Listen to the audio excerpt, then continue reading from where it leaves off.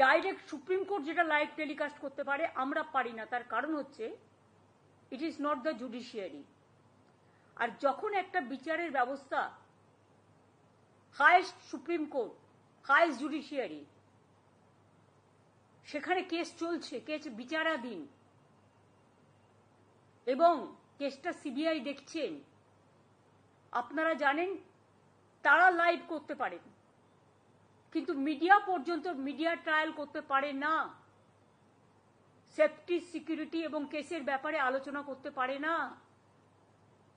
এমনি আলোচনা করতে পারে, কিন্তু যে ইনভেস্টিগেশন হচ্ছে ইনভেস্টিগেশন সম্বন্ধে আলোচনা করতে পারে না। আর আপনাদের কাছে আবেদন জানাবো, আমাকে একটু সময় দিন, আমি ব্যাপারগুলো নিয়ে আমি চিন্তা ভাবনা করব। যদি আপনাদের আস্থা ভরসা আমার উপর থাকে, আমি কথা বলে সিদ্ধান্ত, অন্তত যদি কাউকে দোষী পাই আমি নিশ্চয়ই নেব। আমি আপনাদের এটুকু বলবার জন্য এসেছিলাম। আমি আশা করি আপনারা এত কষ্টের মধ্যে বৃষ্টিতে ভিজছেন এবং আপনাদেরও পরিবার পরিজন চিন্তায় আছে, এবং আমি মনে করি অনেক মানুষও মারা যাচ্ছেন।